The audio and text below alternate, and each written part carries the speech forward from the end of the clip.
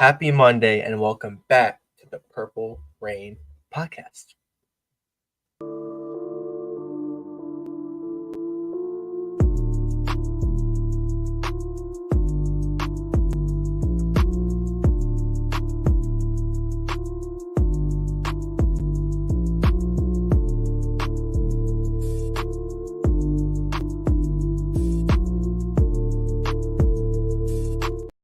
I can confidently say that will be the last time you ever see the intro because there's a new one on the way. Working on it, yes. I know some people feel a certain way about some people in the intro, but there will be a new one. No need to fear. But thank you all for coming through to episode 231 of the Purple Rain podcast. Dalvin Cook episode of the Purple Rain podcast. The Fabian Washington, that one takes me back right there. Bobby Rainey. Can I interest you in Jamal Lewis? Can I interest you in a Tony Jefferson in 2021? Or can I interest you in a, Ravens fans, a Bernard Pollard episode of the Purple Rain podcast? Ooh, they're not gonna like that one. Yeah, not gonna like that one. Yeah, he might not be the most hated Raven ever. All right, we'll get into that later. We'll talk about that later. But thank you all for coming through this episode 231 of the Purple Rain podcast. You can follow us on Instagram at the Purple Rain podcast. You can follow this guy on Instagram and on X at SuttonTaff1X. Has some fantastic opinions. I agree with honestly 99% of them. You can follow me on Instagram at simplyas10.prod and on X at simplyas10. And most importantly, our sponsor, Manscaped. You can see freshly shaved me. Sutton's beard always looking good. I wonder why. Manscaped. All right, you would go in there, stack that card up. You know what you can afford. Use code PRP, 20% off the whole order and free international shipping. Promise you will not regret it. Guess what? If you don't want to get anything for shaving, get the Shed. Beautiful bag. When you go on vacation, stuff everything in there. It lasted me perfectly when out the country. And guess what? Everything was in there. No rips, no nothing. So I love it. You'll love it. But Sutton, how are you doing on this windy yet nice Monday, I guess? Yeah, I'm doing well. And, I'm glad you brought up the wind. It is a little bit cold here in, the Maryland, DMV, tri-state area, whatever you want to call it. Spring is still on the way. It's still kind of trying to creep its way in. It's kind of showing hints that it's here, that it's on the way. But then, that cold kind of creeps back in. So I'm just waiting for it to be consistently warm weather. That is going to be how you know that summer is on the way. But before we get into anything else, I do want to bring up everybody who's here in the live chat. We got Black Daniels in here saying finesse that like button. Absolutely. Go ahead and hit the like while you're in here. Subscribe to the channel if you are new. We'd appreciate that, as you know. Mod Boz in the house. What's going on? Mod Boz says, yo, Rain Gang. What's going on? How you feeling about Justin Fields to the Steelers? For those of y'all who don't know, Boz is a Steelers fan. Yes, he's a Steelers fan. We have a Steelers fan as a moderator on a Ravens podcast. Imagine that. That's how you know. Guess what? We have another one in the chat, too. We do. Oh, I see her. Cal is in the chat too. Mod Cal is also a Steelers fan. Shout out to her. Says, I went to walk my dog and was shook by the cold air. Yeah. It's not fun. I want it to warm up. Let me see. We got Jess in the house coming off of X. That's just so you know, y'all can watch on X and you can comment. It will show up on the live stream. So make sure if you want to watch on Twitter, you can do that. We can bring you up as well. Shout out to Jess. Thank you so much. Let me see. Boss says I'm on Cloud 9, best QB room in the. We'll see. We're going to talk about that. That's going to be a big in the North, he says. That's going to be a big talking point of this episode. Jabari Cruz, Alice in the house says, what's up, Purple Rain Gang? What's going on, Jabari? Appreciate you for coming through. We got J1213 in the house, and we got Rob Jack. Rob Jack says, have not tuned into anything Ravens in a minute. I guess the wound has healed. Yeah. For me, it didn't heal until we signed Derrick Henry. That's when I knew, like, okay, start of a new year. We've got some new hope on the roster, right? Hopefully we continue to add some more hope through the draft, through free agency, trades, whatever you want to call it. And we continue to feel better. Morale continues to go up about our Ravens team. So shout out to everybody who's here in the live chat. If you are not watching this episode of the Purple Rain podcast live and you happen to be part of the hashtag Replay Gang, thank you so much again for joining this episode. Make sure you like the video and leave all your thoughts, comments, questions, concerns down below in the comment section, because we do like to read those and we do like to get back to those as well. Let me see. Black Daniel says here, "I'm gonna call it Twitter. I'm gonna call it Twitter." I like that. I like that. Okay, I Yeah, like it. I, I'm trying to like cross over to calling it X because some people are like, "Oh, what are you talking about? Twitter doesn't exist anymore." But to me, like, no, I kind of in a way grew up with Twitter, so I'm gonna probably stick with that. So shout out to you, Black Daniels, speaking the gospel there. Um, so we got Zach in the house. What's going on, Zach? Appreciate you coming through. Dylan is in the house as well. What's good, fellas? What's going on, Dylan? Appreciate you. And Zach says, is anybody else here static? Is there some static, some feedback going on? A little bit on your end, nothing too crazy. Oh damn, that's no good. That's no good. I'm gonna try to unplug and replug my mic here in a second, but yeah. Also giving a shout out to the replay gang is Black Daniels. Thank you so much, brother. Okay, so and he says there is static. Okay, I'm gonna try to fix that, guys. So I wanna ask the question just to kick us off, right? Okay. Because we're probably not gonna hold you guys too long tonight. Ravens haven't done much in the past couple of days since we last went live, but there has been a lot of moves from other teams in the AFC North. So, Alex, what I want you to do before we get into the question that you see in the title, the Ravens' biggest threat in the AFC North, can you please detail all of the moves, all the transactions that have happened in the past couple of days? Okay. So the Steelers, let's start with them. They've been the most active team, arguably, in the NFL right now. I'm not going to lie. Trading a 6th-round pick for Justin Fields, trading Kenny Pickett to the Philadelphia Eagles as well, and then signing Van Jefferson. Not going to let that one go underneath the rug. And then the Browns signing, a Pro Bowl quarterback in Tyler Huntley to be in that QB room with Deshaun Watson and Jameis Winston. And then the Ravens have kind of, stood still, haven't done much, and we don't even know if we're going to be visiting with anybody. The Bengals haven't done much either. Just their whole thing right now, they're kind of hung up on T. Higgins. We have him posting Instagram stories of the Akon song "Locked Up." It's kind of obvious how he feels since he feels he's locked up there. Wants to get out. I know a place he could come, but I don't think the Bengals would send him here. But that's kind of just the recap. It's mainly just been the Steelers.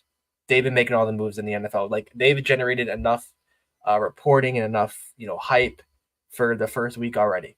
So kudos to the Steelers and making some good moves for the future and for the present. But yeah, that's your AFC North right now. Round it up. And as for the biggest threat, I don't know if you're ready to talk about it, but you have any, I guess, takes on the Justin Fields trade? I know we talked about it briefly. Yes, I do. Am I still staticky? Is it still perfect. staticky? We're talking We're good? Perfect. Yeah. Okay, perfect. Sounds good. Okay, so I mean, you asked me about the Justin Fields thing. I made a short about it on this very YouTube channel. If you haven't seen that, make sure you go watch it. But needless to say, I was a big fan of that move. I think we were talking about it a couple weeks ago on the show. We were saying that, like, hey, look, if the Steelers go ahead and they get Justin Fields, like, that would be pretty cool. Even us as Ravens fans had to admit, like, that would be, and not just cool as in, like, for the culture or whatever. Like, because I do think that Justin Fields is good for that city, and I think that city is good for Justin Fields. But I think that he can legitimately grow underneath Russell Wilson, and I think that's the biggest thing here. Now, in terms of whether or not I think that they're the Ravens' biggest threat in the AFC North, even though they have beat us a good amount of times in the past couple of seasons, the majority of the time, the sweeping majority of the time, actually, I'm being honest with you, I still don't see them as the biggest threat in the AFC North. Kind of a little bit foreshadowing there, but all in all, I think that Justin Fields going to the Pittsburgh Steelers, learning underneath Russell Wilson for, I'd say, the first month, maybe month and a half until Russell Wilson. Because here's the thing. When you have two starting level quarterbacks on a roster, whichever quarterback gets the nod to start over the other, it's on a short leash automatically. Because you just don't have a whole lot of leeway to mess up. If Russell Wilson goes out there in the first 4 weeks, the Steelers end up, I don't know, 2-2, because we don't know what their schedule is going to be. But let's say they end up 2-2 after the first 4 weeks, right? And Russell Wilson is kind of like a middle of the pack quarterback stats wise. Those Steelers fans are going to be clamoring for Justin Fields to start. That's what happens. That's the nature of what happens when you have two starting level quarterbacks on one roster. So that turmoil is kind of inevitable. I think it's going to rear its head some way in the first quarter of the season, if I'm predicting that right. But yeah, all in all, I do think that this is a good move for Pittsburgh. Again, my biggest thing is that Justin Fields is going to have time to learn how to read a defense from Russell Wilson. And Russell Wilson is not the type of quarterback to be stingy with the knowledge, right? This is not Joe Flacco and Lamar Jackson from 2018, right? It's not like, oh, that's not my responsibility to coach him up. It's not my responsibility for that. Russell Wilson will take full responsibility for kind of getting Justin Fields and putting him in the right place because, I think that Russ is at a point in his career. He wants to win games. I know he wants to win another championship, but he's too much of a good vibes kind of guy. You know what I mean? Like he's not going to risk like losing the locker room, being in not in good favor with his teammates, especially the other guys in his quarterback room, the guys that he's going to have to sit in meetings with multiple times a week throughout the season. He's going to be coaching up. He's going to wrap his arms around Justin Fields, as is the city of Pittsburgh. So, but what were your thoughts on Justin Fields going to Pittsburgh originally? So I think it's a good move. I do. I'm not the biggest Justin Fields truther, but I feel like it's going to reset now because you look at the Bears. They really didn't. I mean, they traded for DJ Moore.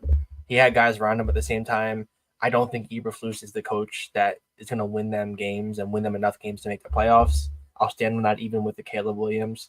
And just your O-line wasn't good either. But Fields didn't do, the best himself. I saw a stat where like he took the most sacks and he held the ball the longest. Him and Russell Wilson were two of the quarterbacks that held the ball the longest last season, which led to them, being top 5, I believe, in sacks taken. So hopefully they can, as a neutral fan right now, hopefully they can get that fixed up because if you're going to be taking those sacks, it's not going to be a pretty offense. But him wanting to go to Pittsburgh and the Bears honoring that told me something. This is the best place for him to be. I think he'll learn the most here. He'll grow the most here. And if they can obviously get it all together, I feel like Mike Tomlin, arguably one of the coaches most under pressure this year, hasn't won a playoff game since 2017. You've been getting over 500, but you aren't doing anything else with that. So they're kind of going all in, it feels like. They're making these moves, making these trades, signing, these rivals, signing these big players. But I do like the move. I think it sets them up for the future. If Russ doesn't have a good year, they have a backup plan. If he does have a good year, they can go into next season like, well, it's a win-win situation. But yeah, I think it's a good move. I think it's, his young mentality won't get crushed. So I hope it works out as neutral. Hopefully, we get some more good Ravens Steelers primetime matchups. I'm tired of the CBS Ravens Steelers matchup. I want primetime NBC Sunday Night Football. I want early in the year so we don't have any I words together and have that rivalry, bring it back and show why it's the best in the NFL. No, yeah, I mean, I agree there. I kind of want to be a little toxic right now, Alex. I want to be a little bit toxic. You brought up the Steelers' last playoff win, right?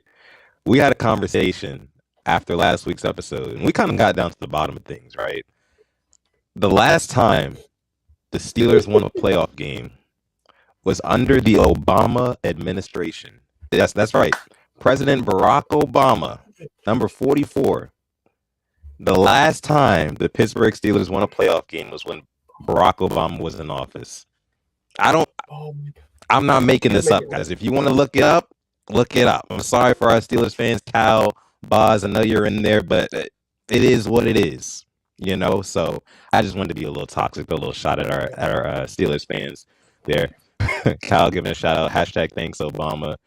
Oh, the static's back. Boss said static. Yeah. Yes. Oh, it's back now. God. The Steelers, they put a hit out on you. They put hit out. Come on, Boz. Come on, man. Yeah, all right, let me try something again. Go ahead. You're good. Yeah, he put a hit out on you. But yeah, I mean, I do think Mike Tomlin is a very, very good coach.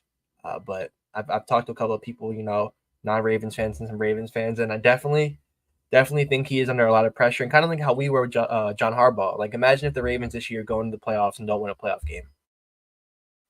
We'd be having some serious conversations about Mr. Harbaugh. And I think we even still, with a playoff winner, still having some serious conversations about Mr. Harbaugh.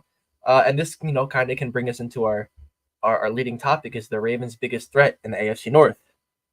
The Browns have made some moves that I like. I'm not going to sit here and lie. The Steelers have as well. Bengals, they really only got Geno Stone, and they've lost DJ Reader. They still don't scare me. And T. Higgins, I don't know what's going on, but I'm still scared of Joe Burrow. I know what he can do. I want to see how he comes back from that I word. But if I'm gonna put a team that biggest threat, I like the Browns receivers. I do. I just think I'm not gonna let them win the offseason hype this year. I can't. It's between the Bengals and the Steelers. I just don't know which Russ we're gonna see. Cash Cardi, yeah. If T Higgins stays, Bengals. If he leaves, I'm gonna go Steelers. Because it's hard to replace a guy like Higgins, who's a one on every other team besides like the Bengals and the Vikings and Dolphins, stuff like that. I'll go Bengals as a team is right now, and then give me the Steelers. But the Browns, they do scare me as well because I love the trading of Jerry Jeudy. Yeah. I'll say this. I'm gonna say the Bengals. I'm gonna say the Bengals are the biggest threat to the Ravens right now in the AFC North. As much as I wanted to say the Steelers with the addition of Justin Fields and with Russell Wilson being there, because you can argue. Here's the thing about the Steelers: you can argue that they were a quarterback away. You can argue that for the past couple of seasons since Ben Roethlisberger left, they've just been a quarterback away because they still win games. Obviously, we know that because they haven't had a losing season. They're making the playoffs, every couple of years or so. So they are still a very, I'll say an interesting, but they're a very competitive team in this conference. They always have been. I don't think that's going anywhere either. As long as Mike Tomlin is head coach, who I have a ton of respect for. But right now, I will say this, and is my mic still staticky? Because I'll switch mics. A little bit. Okay, I'll switch mics after I say this. But I'll say this: the Bengals, they still have Joe Burrow at quarterback, and Joe Burrow, I think, is if Lamar Jackson is the best quarterback in this division, which we know him to be, Joe Burrow is right up underneath him. Mm-hmm. And I know Lamar's got the 2 MVPs, been to an AFC Championship game, and we know Burrow's been to a Super Bowl. He's played really well when he's healthy, right? But Joe Burrow, he is that ace. I mean, he's the ace, right? So he graded in, the top 90th percentile last season when it comes to like third and fourth down, plays, throws under pressure, things like that. Like the guy he's a beast, and like I think that all the pieces around him, they kind of rally around him. If they can hold on to T. Higgins, like Cash Cardi says here, I think that they'll be okay. Now they do have some issues in the trenches, as do we, right? Interior O-line is an issue. D-line, like you mentioned, is an issue. But I think that they address those things in the draft. Free agency, I'm not sure what their cap situation is looking like, but they're going to be good. Now, another thing, you might say I'm wrong because, well, Sutton, up until week 11 when he got hurt last year, he had the hand that went awry in that week 11 game against Baltimore prime time. I remember that.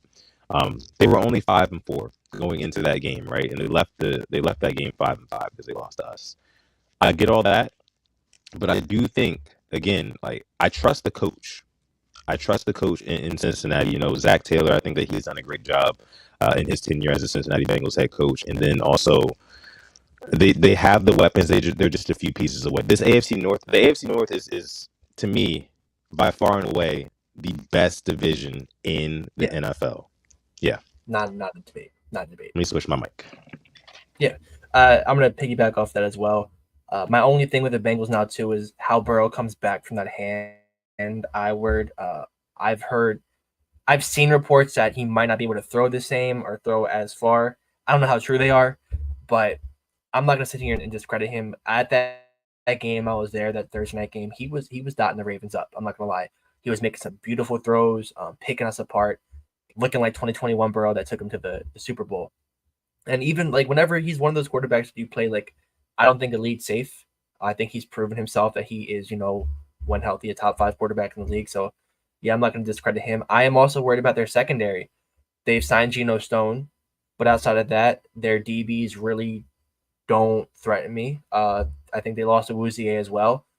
Who's your DBs right now? I mean, Cam Taylor-Britt, that's one of them. Geno Stone, they got Von Bell back, which I do like that signing, but I still need to see another DB signed by them. I do like the pickup of Mike Gesicki that the Bengals had. Burrow with a good tight end. I thought when they had Hayden Hurst, they were pretty threatening. Getting Gesicki will only help him out even more. And I have Gesicki, levels above Irv Smith Jr. So I like what they've done as well. And then I just since we're talking about the Steelers and the Bengals, I go to the Browns. There's a reason why the Browns signed Jameis Winston and Tyler Huntley. Deshaun Watson will not be playing 17 games this year. It's every year it shows why his contract is the worst ever to be given out. He can't stay healthy and he'll have the off the field problems and always have that distraction. I think he missed games on purpose last year. I'm a Deshaun Watson hater. I think he could have played in the game against the Ravens. He was scared he was going to get his ass lit up, and that's what happened to Dorian Thompson-Robinson. He got lit up. I don't know how many times he got sacked, how many times he got hit. But I think the Jameis Winston signing is smart for them because I think he can start on some teams in the NFL still. And then obviously love the trading they had for Jerry Jeudy. And then the only thing I don't like is Devin Bush as a middle linebacker. I know the Steeler fans here can definitely attest to that. He is not the best, but I'll take it as a Raven fan. So it's the Bengals right there, and then Steelers right behind them, and then who knows with the Browns at this point. But like you said, best division in the league. If a team, can sweep the division this year, they deserve the AFC North crown. It's going to be hard to do it, though.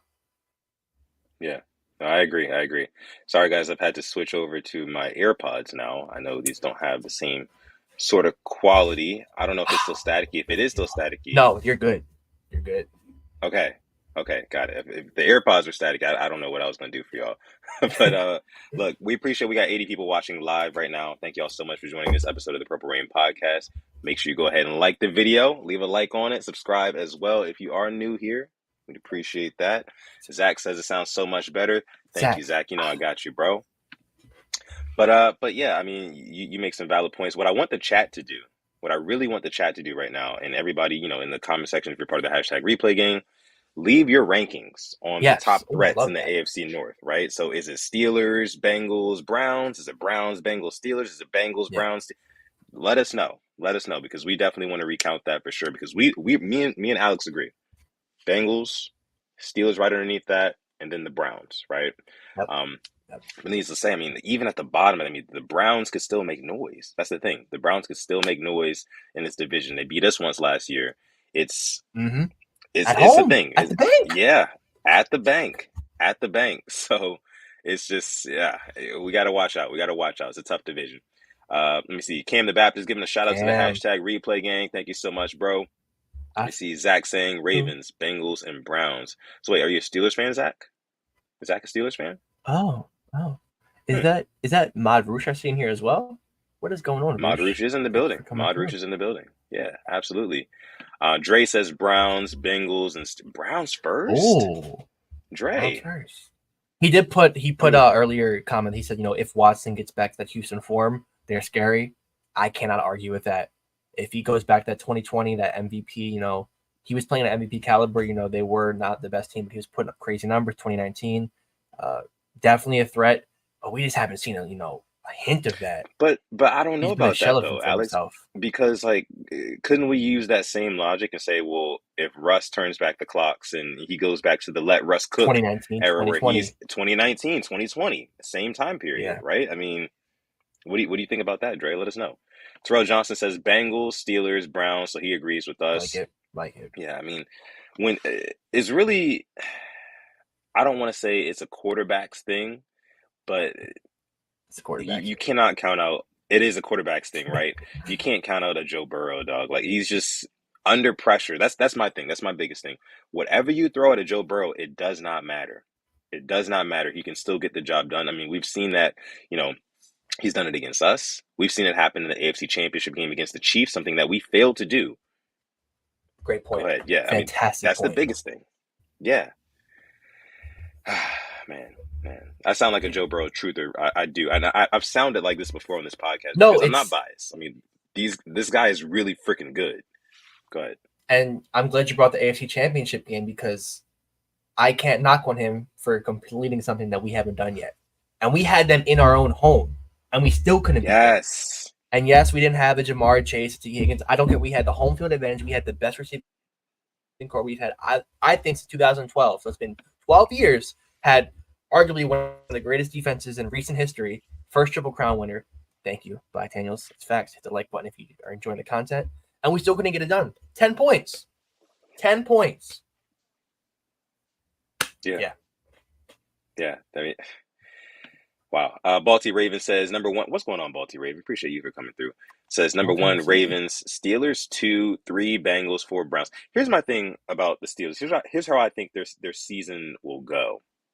I think that they start off, kind of mid. You know what I mean? I think that they go into, let's say, November, probably at like a 500 record, if not just above that, right? And at that Okay. point, that's when you're getting into like when the going gets tough, it starts getting colder outside, playoffs are approaching. You really got to lock in. Those fans are going to call for Justin Fields to play. Cause Mm. all it's gonna take. Russell Wilson is on such a short leash, and I need you guys to understand this. I feel like you guys already know, but this is something that is going to happen. It's literally inevitable. Like I said, it's the nature. I'll say it again. It's the nature of having two starting level quarterbacks on a roster. One can only mess up but so much before fans start clamoring for the other guy to get in there. That's just how it is. Okay, that's just how it is.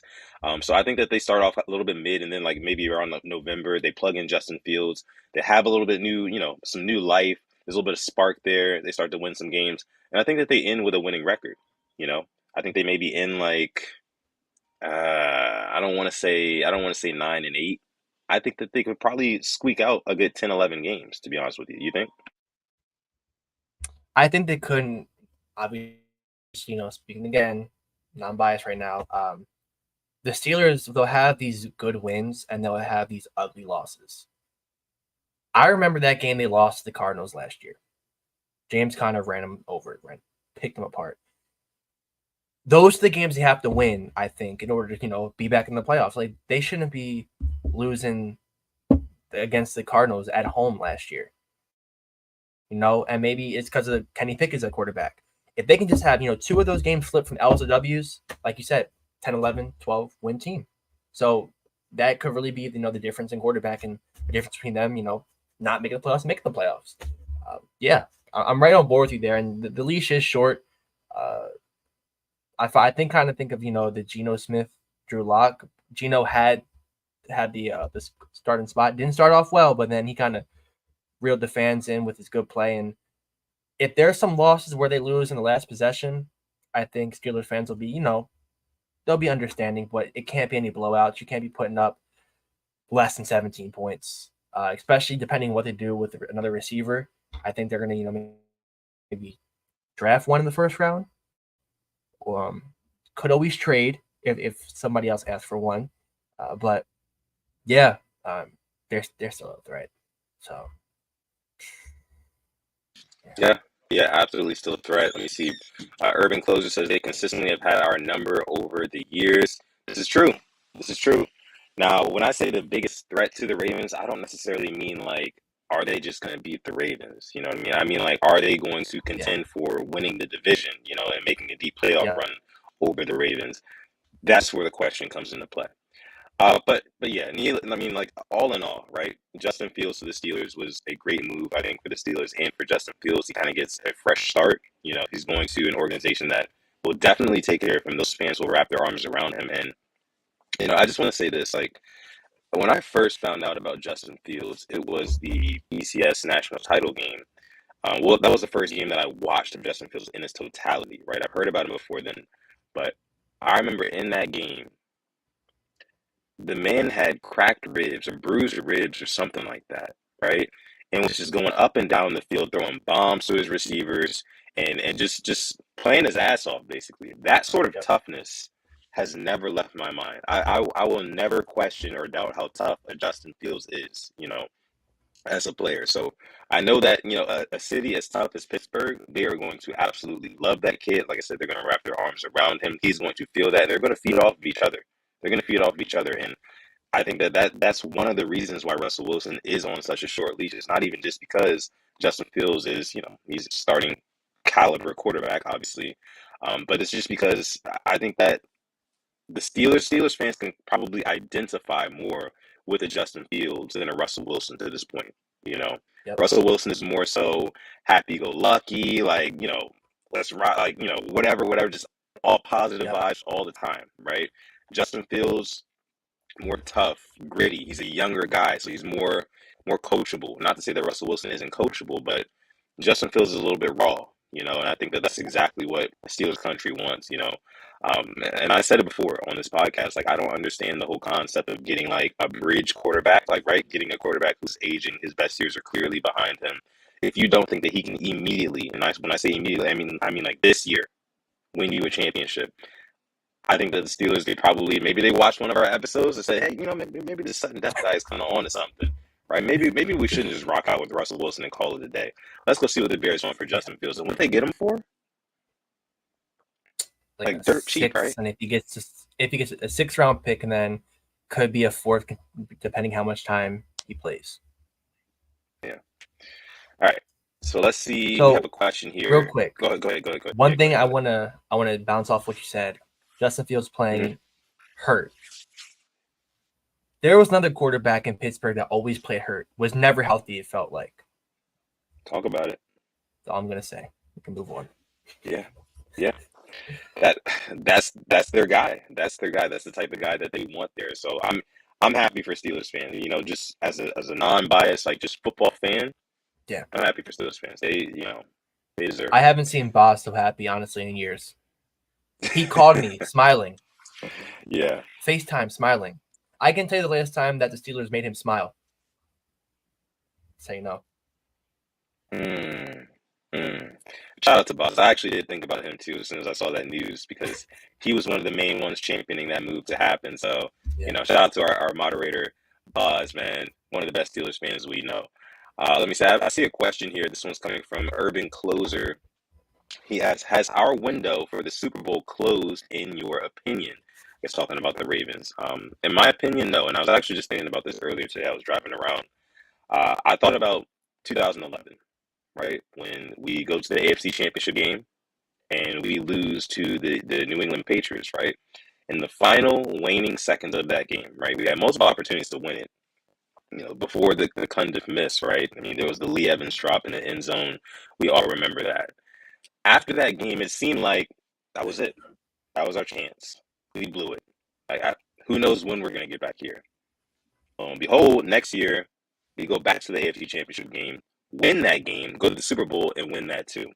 So with that being said, I mean, I do not think that the Super Bowl window is closed as long as we have Lamar Jackson on our team, and the addition of a Derrick Henry this year, which bolsters the run game even more than what it was last year. And who knows what we're going to do with the wide receivers right now. And the hope is in the draft we can address the offensive line, which I kind of think that we will. By the way, mock draft episode is coming up very, very soon, probably within the next week or so. We got to go ahead and get that out. So, but yeah, I do not think that the Super Bowl window has closed. But what say you, Alex? I don't think it's closed either. I think the AFC is open. It's obviously the Chiefs and whatever other team has a great year. As long as we have 8 back there, I'll say this to anybody. I think we're guaranteed 10 to 11 win team and a playoff spot as long as he's healthy. I think our defense, we still have a generational safety in Kyle Hamilton, and we still have a top 2 linebacker in Roquan Smith.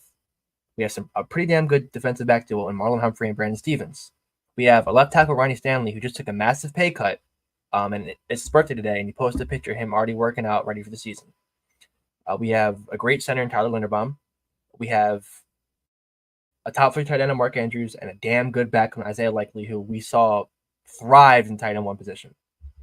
We have a Zay Flowers, who is an emerging receiver. And then we have a question mark in Bateman, who we don't know what he can be. And then we obviously have Derrick Henry, Keaton Mitchell, who will come back later in the year. And then we have Justice Hill. There's many holes to be addressed, but right now, I like what we have. And if Eric DeCosta can do what he did last year and just hit on a lot of his free agent signings, which I think he can do, and if we get hot at the right time, and if the offense doesn't, not even the offense, if the coaching doesn't choke, I'll just say it, there's really no reason not to. The goal, again, for me, the goal is Super Bowl, but one step at a time. I don't think, spoiler, I don't think we can get the 1 seed this year. It's so hard to go back-to-back 1 seeds, The Eagles didn't do it last year, and the Chiefs didn't do it. It was now the Niners and the Ravens. But I think we can do it. Theo Pendle makes a good point. We need an edge. That is true. It's a lot of potential with edge, with Owe and Ajabo, and we haven't seen it. Same thing with Bateman. Potential. We know the ability is there. We just haven't seen it. I still think, we're a top 3, top 4 team in the AFC, and that's with only signing Derrick Henry. There's still a lot of good players out there, which is why I'm not, sky's not falling. Like, obviously, I want to be like a fan who's like, well, sign somebody. Like, we still got to make a couple more restructures, but I think we're in a good spot. Now, if we get before the draft, a week before the draft, and we still haven't signed anybody, yeah, I'm a little nervous. But right now, sitting back, kind of cooling. That's how I feel. I still think we're 100%. Window is not closed. Yeah, and Buddha Christ asks here, do you think that the Ravens can aim to get Tyler Boyd? For me, I guess it's not so much can they get him, but do they want a Tyler Boyd? Me personally, I would prefer the targets that will be voided from Odell Beckham Jr. not being here anymore. I would prefer those targets to go to Rashad Bateman. Odell Beckham Jr. was the second highest targeted receiver on this team last year. Those are going to have to go somewhere. Again, I think that they have to go to Bateman. We have to get some sort of return on investment on that first round pick. We have not gotten it yet, but we see the talent. That's the frustrating thing. And we've talked about this multiple times on the show. We see the talent that Rashad Bateman has. We know that he can get open. We know he's an excellent route runner. We know that, some people will argue about his hands, things like that. But I've always said you got to get this guy in a rhythm. You get this guy in a rhythm, he's going to be a dog. I mean, you saw what happened his very first game against the Chargers a couple of years ago. He got into a rhythm. He was a chain mover, snatching everything out of the air, right?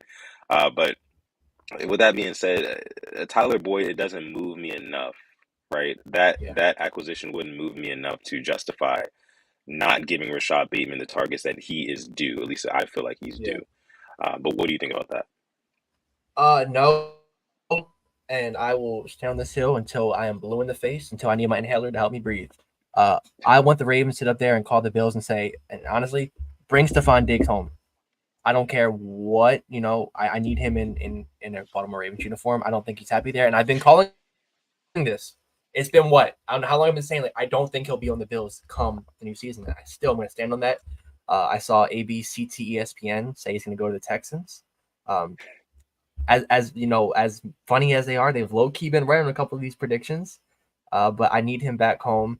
And while we're talking receivers, I pulled up the available free agent receivers, and we can go down this list together. And if any of these names stick out to you, I'd be happy to discuss them. Mike Williams, Hunter Renfrow, Allen Robinson, Michael Gallup, Tyler Boyd, Michael Thomas, Marquez Valdez-Scantling, Russell Gage, DJ Chark, Jamal Agnew, Paris Campbell, McCole Hardman, Josh Reynolds, Randall Cobb, Laviska Shenault, Chase Claypool, Equanimous St. Brown, Miles Boykin, Byron Pringle, River Craycraft, James Prochet. Yeah. I think I'm all set on all those guys, to be honest. Not even River Craycraft? Not even River. The whitest name ever heard, River Craycraft. If I'm being honest with you, Alex, if I'm being 100% honest with you, keeping it 1,000, keeping it a buck, as the kids would say, I don't even want Stephon Diggs like that. I don't even want Diggs. I don't, because I feel like he's the same kind of type of receiver that we don't need. Like, he's more of like a timing guy. You know what I mean? Like, he's going to route up his guy. He's going to expect the ball. If he doesn't get the ball, he's going to cry about it. No shot to him, but like I would just rather, if Mike Williams was healthy, right, he'd be way more valuable, of course, if somebody would have picked him up by now. But if a Mike Williams was healthy, I'd say go get Mike Williams. That would be my guy. Again, I'm not going to come off of this. I'm not going to unplant my flag of we need to go get the big body wide receiver, strong hands, who's going to go up 50-50 balls, whatever it is. If it's 3rd and 6, he's going to run himself, a slant or a shallow route or something like that. He's going to catch the ball, shed his defender, and maybe get an extra couple yards for the first down. That's A.J. Brown, DK Metcalf, those type of guys. Stephon Diggs just doesn't do it. I mean, again, relies too much on timing. He's such a great receiver. He's a great route runner, but that's just not the way that our offense and the way that our quarterback, more importantly, operates. It's just not. We've seen that. So, good point. That's what I think. Yeah, I mean, that's a fantastic point. There's a reason why he was upset with Josh Allen. Overthrows, just sometimes it wasn't happening, and just his stats last year were so pedestrian, and I'm not putting that on him. He's still a talented ass receiver, one of the best route runners in the league. I just would like to see him, wearing that one he wore at Maryland. I know Lamar wants to wear it, but Stephon Diggs can have it right now. And um, I don't think it's going to happen, but it's, I would love for it to happen. I feel like, we haven't, every other team it feels like it's contending has made that trade for a receiver. I'm just waiting for it to be our turn. But speaking of receivers, if I can transition real quick, sure. A former Ravens receiver, Marquise Hollywood Brown, who we talked about last Thursday, we said, I don't think the reunion's going to happen, which I was fine with, I was fine with that. But he went to the Chiefs. And I think what made me most mad about it is because it's a perfect fit. It makes so much sense.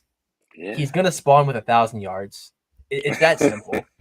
He's going to spawn with 1K yards, 1 year, 11 mil, and he's going to get a Calvin Ridley type contract, I think, next year. He's going to get, 3-4 years, some good money because he's going to be playing with Mahomes, going to put up great numbers. So I'm happy for him. Probably going to get another ring. I'm going to be honest, probably going to get a ring.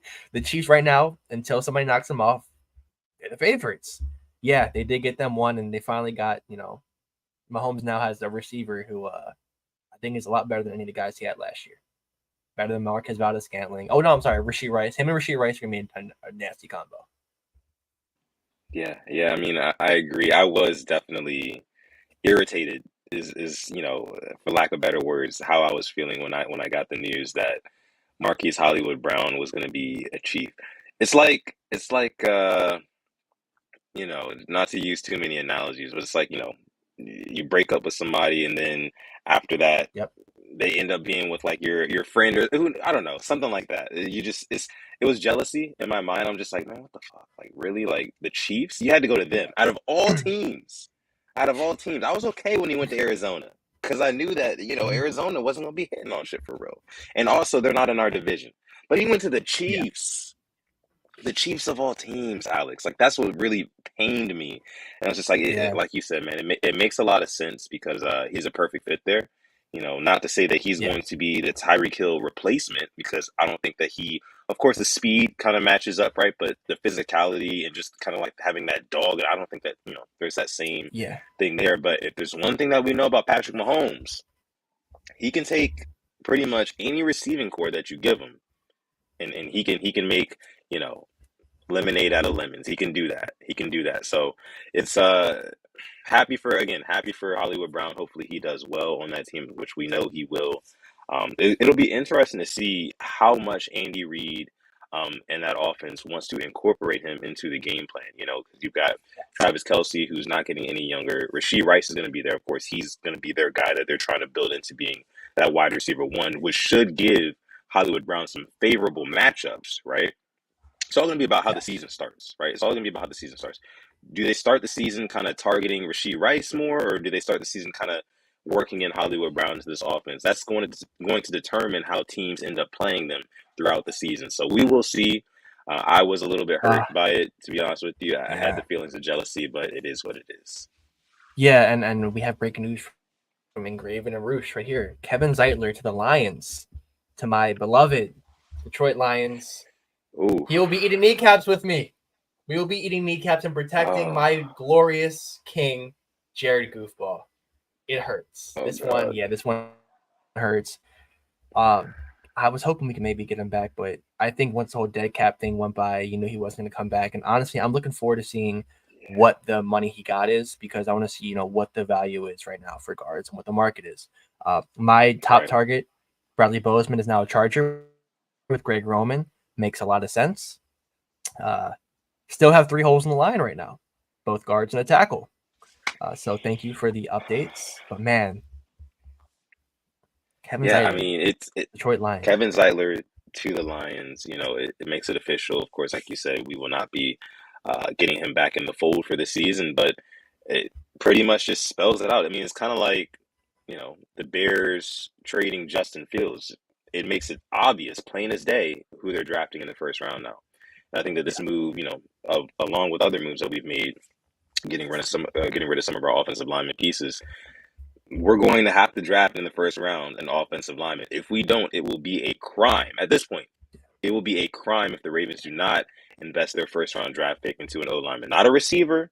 As much as that would be the sexy pick, the sexy idea, not an edge rusher, which is kind of like a luxury, I would say, for us right now. Even though we still do need an edge rusher, I would say that it's a legitimate need, but it's more of a luxury relative to how the offensive line needs help. So I think that first round we have to get an offensive lineman. So that'll be something interesting to watch out for when we do our mock draft episodes. All 90 people who are watching live right now, thank you guys so much for joining.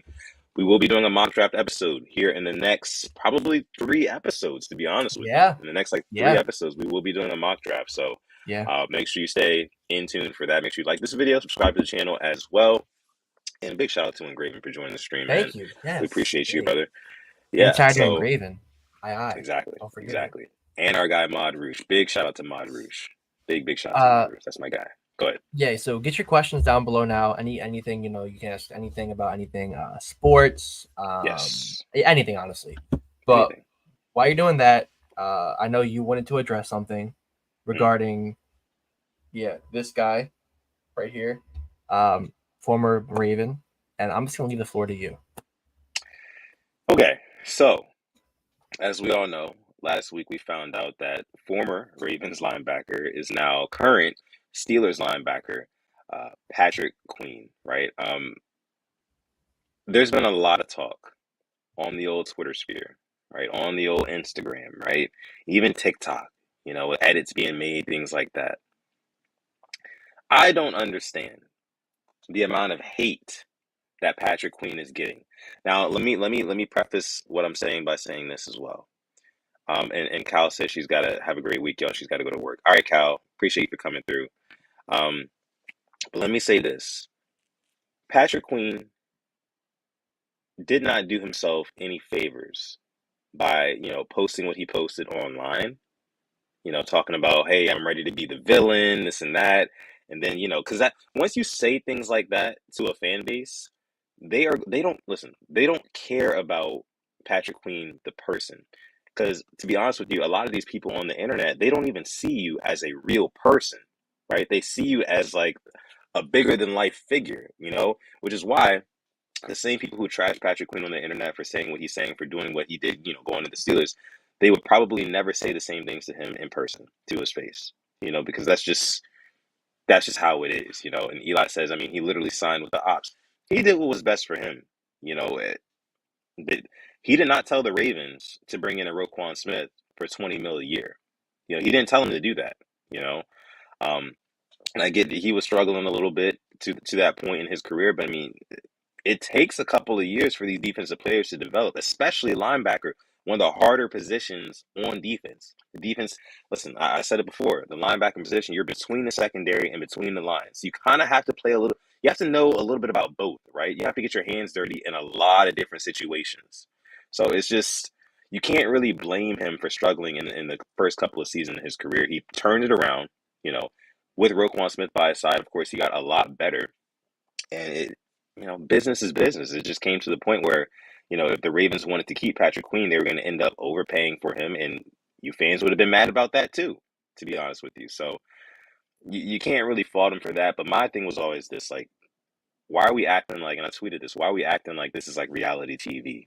This is not, like you said before we went live, this is not Keeping Up with the Kardashians. This is not Real Housewives of Baltimore. This is not what we're doing here. Like, it's a business. This is the NFL. It's the no feelings league. Like, it's just, you can't look at this in a vacuum as like, oh, Patrick Queen, he went to the Steelers, he betrayed the Ravens fan base, we're going to shit on him for the rest of his career. You can't do that, man. You got to give these guys grace. They're only human. They're only doing what's best for them and their families, So I just don't understand the hate. You guys can let me know in the chat, like, what you guys are thinking about Patrick Queen. Is it warranted, the hate he's getting? Is it not? Let me know. But Alex, I want to hear from you first too. You would have thought he killed somebody. Would have thought he killed your dog. The way the hate was being spewed in. Yeah, I get it. Yeah, as a fan, I'm hurt, but that's 41 million reasons. I'm not gonna get mad at you for getting what you think you're worth. And I'm glad you brought up the whole getting drafted, because it was in a wink defense. Remind me, where's Wink right now? In college.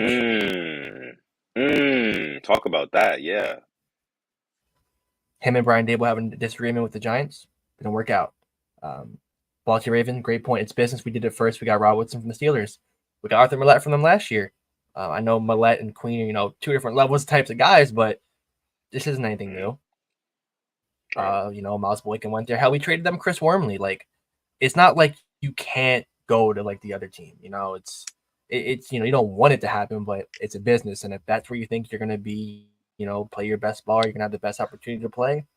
By all means, I'm not mad at you. And there's just been a lot of just switch siding and just turning it personal when it's really not supposed to be personal. It's not cool. But then again, that's the internet, and like you said, probably when you're in front of them, won't say it. I know when I was in front of them, I was asking about fishing. Wasn't even talking about football. So we've been on here. It's not always about football. There's a lot more to life than football. I'm a fan for life. I wish him the best in 15 out of 17 games. I hope he puts up all pro numbers except against the Ravens. That's simple. And hope I see him back in black and purple one day. I do. I think it could happen. The Ravens bring back old guys. We've seen it many times before. We can go down the list. I hope he's one of them. Yeah, it happens. Just wanted to say that. Excuse me. Just wanted to say that. I mean, the hate is really just unwarranted, guys. And if you are, and I get it, it's the off season. There's not a whole lot to talk about, right? But Patrick Queen, he did a lot of good things for the Ravens, and I think that before you can be so quick to kind of like be so spiteful, right, and be so hateful on the internet, and I'm not talking to our viewers, because I know our viewers, the Rain Gang, we got some sense over here, our big happy family here. Y'all know what it is and what it ain't. But give these players grace, man, because they're human beings at the end of the day. A lot of them, these are guys, I know for me and Alex, these are guys that are like around our age. So I feel like we can kind of understand, of course, with all of us kind of growing into the social media era, things like that. It can be a lot. It can be a lot on your mental, and I can only imagine a guy like Patrick Queen, who's got, of course, thousands of followers. And of course, we know that if you're on Twitter, you know that Patrick Queen is pretty active on Twitter, whether or not he's talking about video games or fishing or whatever else. TV he's shows. active on the internet, TV shows, whatever. It's not about football. It's not all about football, man. It's not all about football. I mean, if you can't respect him as the player, right, as the NFL personnel, respect him as a person, as a human being, just like he would do for you if you guys met in person. I mean, he's a great guy. I mean, we had the liberty, the privilege of talking to him multiple times. This guy, Alex, has talked to him in person, so it's just, give people grace. Give people grace. And like the old man said, it's road time now. It's road time. Like, let's not focus on losing Patrick Queen. Let's lift up Trenton Simpson and Roquan Smith. Yeah. Let's take our energy and do that. You know what I mean? Malik Harrison, another one. So, but I thought I did a great job playing the edge last year. Malik Harrison. Yeah. And Boz, me and Boz have been PQ fans since literally before he was Raven, like college. Like, this is like, so that's why it kind of hit me a lot harder, and that's why I'm happy for him, because like we've liked him back at LSU. So like a fan for life. I mean, not going to sit here and ever bash the guy. Business is business. Mm-hmm. Tell you what, you offer me 41 M's. See you later. Where am I signing? Right. Yeah. Well, he got his, man. To retire the parents. That's what I'm doing. Shout out to Patrick Queen. Okay. Questions. Questions. So we have a couple of them. Drop some questions down below in the chat. Let me see what we have. Eli Sports Guy says that there's a campaign going against the Ravens. All of our guys are going to division rivals. Does that say more about the Ravens front office? I think it says a lot about our cap situation right now, and it's guys that I think we feel like we can replace. Maybe they're expendable. Maybe we can find somebody who can give us what Ronald Darby did or what Gus did, or maybe they just simply didn't fit a Todd Monken offense, which I think is why Gus left. I think Gus fits a Greg Roman style offense. Now you can say, well, we get Derrick Henry because Derrick Henry's a one of a kind. But I still would like to get Dalvin Cook back if we don't sign anybody, don't draft anybody. I think he'd be a perfect complementary back. And then you can kind of talk about the other guys we lost. Gino had a career year because Marcus Williams went down. I feel like some signings, I see Ravens fans talking about, why didn't we get them? Would I like for us to sign Justin Simmons? Hell yeah, be cool. Does it make sense? No. It's a want, not a need. A need right now for me is offensive line. And if we can build that line up, I definitely would be very happy with that. As for division rival guys, they have money to spend. We don't. That's what happens when you have to lock you guys like Justin Madubuike up for a long time, Roquan Smith up for a long time. And by the way, Aaron Donald retired, so Justin Madubuike here next up. You can be the best defensive tackle. Maybe you and Chris Jones have a debate next year. But some of these teams, don't have to lock up their guys or have guys on rookie contracts. So, yeah, I mean, business. That's really what it boils down to. I think the Ravens, as it stands right now, the Ravens are $13 million underneath the cap. Yeah. And I was reading that on the Ravens salary cap Twitter. I think his name's Brian McFarland. Big what shout a out follow! To him. He's great. Yeah, God's he's work. awesome. Yeah, absolutely. Because all that salary cap talk, man. I don't know. There's not a lot of people. Exactly. There's not a lot of people who qualify to talk about it on the same level that he does. So big shout out to Brian McFarland at Ravens Salary Cap on Twitter. Make sure you give him a follow if you want to stay up to date on all things Ravens Salary Cap. But yeah, he was saying that they're about 13 million underneath the cap in terms of compliance right now. They're probably going to need all 13 million just for the future moves. Of course, that has to do with draft, and then they probably will they're gonna restructure. I'd assume that maybe a couple more guys and maybe make another big splash. We'll see. We will see. But as it stands right now, we don't have a whole lot of money. Like you said, we don't have as much as some of these other teams got. So yeah, I don't necessarily think it's an indictment on the Ravens front office. I just think that it's business, man. It's just business. I mean, we kind of knew that was part of the reason why losing this year's AFC Championship game kind of hurt so much, because we knew there were guys on this team who we're not going to be able to bring them back. Guys who are contributors who we're not going to be able to bring them back just because of the money situation. And, that is what it is. And I'm glad you brought it up, because it's Ravens salary cap. He gives, potential moves that can create space, and he gave a couple of them that would add up to 23.7 million. So, we can possibly get 23 million in possible cap space. You can make a couple. Honestly, one really good signing and maybe, 4 to 5 other signings. And then you have, your August when you have the June and July cuts, guys who they get drafted want to get, released because a rookie's about to take their spot. That's where EDC flourishes. We got Clowney, Darby, Millette in August last year. Yeah. So, yeah, it's a marathon, not a sprint, but I would like to see the sign, line, get another lineman in soon, and then take it from there. Yeah. No, I agree. Let me see. RJ Horry, we'll go ahead and end it with this question here. It says, at 30, what do you want? I want Keon Coleman or Adonai Mitchell. However, the emptiness on the offensive line scared me, and it seems that we may address that with our number 1 pick. Yeah, I mean, RJ, we were just talking about this. Yeah. Yeah, I think it has to be O-line.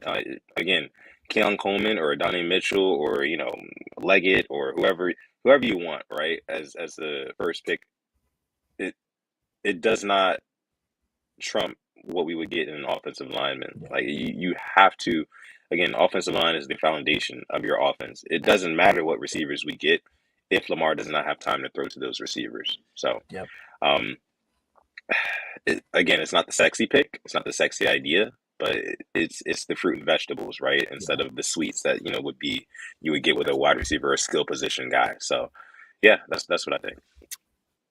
And then just one more quick question. It's a non-Ravens question from Boz. Do you think the Vikings trade up and get a quarterback? I hope the Steelers move up for Odunze or draft a center from Oregon.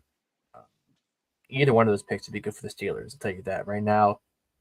Drafting a highly touted center prospect, Ravens A+ knocked out the park, Linderbaum. As for the Vikings trade up to get a quarterback, I don't think Sam Darnold's the answer.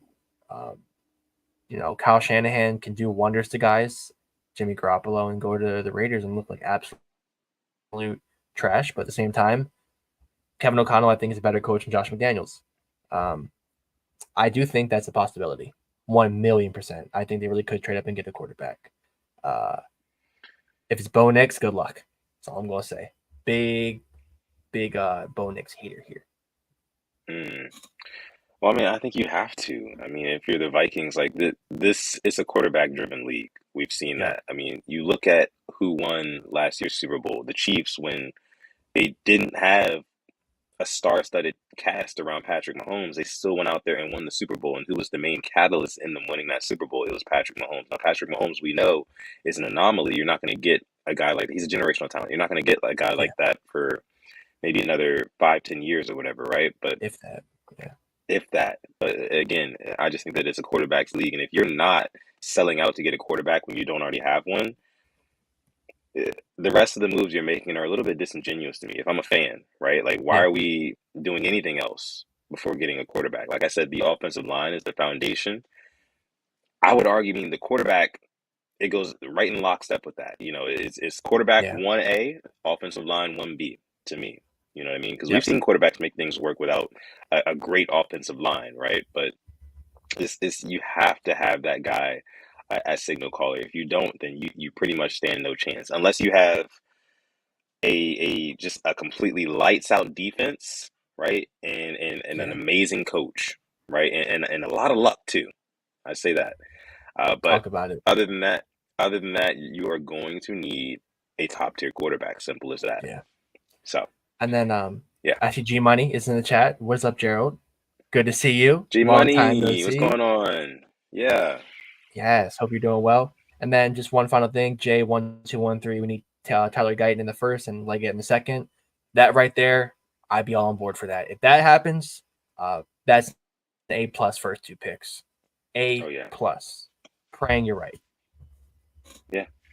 We'll see if a lot of these highly touted receivers end up falling to us. I've heard that it is a very deep wide receiver class this year, so I think we'll have a shot to grab a guy, even if it's a day 2 guy, and maybe if it's not Xavier Leggett.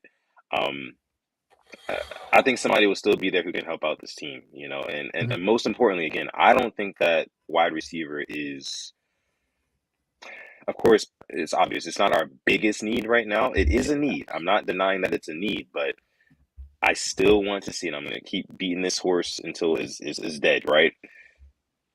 Bateman, he needs his time. He needs his opportunities. If I would be okay if we went into the season with Zay Flowers, Rashad Bateman, Nelson Aguilar, likely, Mark Andrews. I'd be okay with that if it meant that Rashad Bateman was going to get a fair chance at being one of the top producers on this offense at wide receiver, because I know he can do it. I mean, because again, if you, Alex, I get stressed out every time I think about this. If we let Rashad Bateman walk, and he goes to another team, and he balls out and becomes a high end wide receiver 2 or a wide receiver 1, I will be pulling out my hair. I will be pulling my hair out. The little bit of hair that I do have, I'll pull out of my beard for all I care. I will be sick to my stomach because I just know what this guy is capable of. Dre says it here. I mean, Bateman is extremely talented. Let me see. J1213 says it might be a hot take, but Rashad Bateman playing type is like a cheap Stephon Diggs. Another reason why I didn't really want Stephon Diggs, because I feel like we have, I'm not going to say we have Stephon Diggs at home, but we have something like that, that we could develop into, maybe potentially being on that level of wide receiver. So it's just, the guy's got to get more than 3 targets a game. It comes down to that. Yeah. 3 or 4 targets. I mean, as simple as that. So I'm going to go ahead and leave it there. We're going to go ahead and leave it here for this episode of the Purple Rain podcast. Thank you guys so much for coming out to this episode 231. 231 episodes has been truly a blessing. Thank you guys so much. Make sure you like the video, subscribe to the channel as well. We still got almost 100 people watching in here. Thank y'all so much for coming through to this episode. Make sure you leave a comment down below. If you're part of the replay gang and you're watching this, comment down below any of your thoughts on this episode. Raven Ron says, good show. Appreciate you, Raven Ron. Oh, Raven Ron, yeah, I got the Orioles going back-to-back AL East champs. I saw your comment. I'm about to say, yeah. Jackson Hollow. Those are about to get started again soon. Oh my God, they are cooking in spring training too. Absolutely cooking. I know it's something about Baltimore teams in preseason, just like absolutely cooking, but that's what the Orioles are doing. Like they're looking really good. Yeah, I mean, let's hope they carry that same energy into the regular season and the playoffs. You know, that's they put on the line. Baltimore last year. exactly, and we don't want to see that happen again with our Orioles or with our Ravens. So, but shout out to both teams. Shout out to the Orioles, man. Okay, listen. Like my guy Alex led the episode with, you can go on manscaped.com, order yourself anything you want. He brought up the shed, right? The travel bag that they have. I don't even just use that when I'm traveling. I have it like on my kitchen, not kitchen, but on my bathroom counter, right? And even my girlfriend uses it too. I find her storing little things, and I'm like, hey, what's going on here? Ooh. But at the same time, I'm like, like this is a damn good bag. It fits everything just nicely. So make sure you go on manscaped.com. They've got tons of great products on there. You can actually save yourself some money by using our code PRP.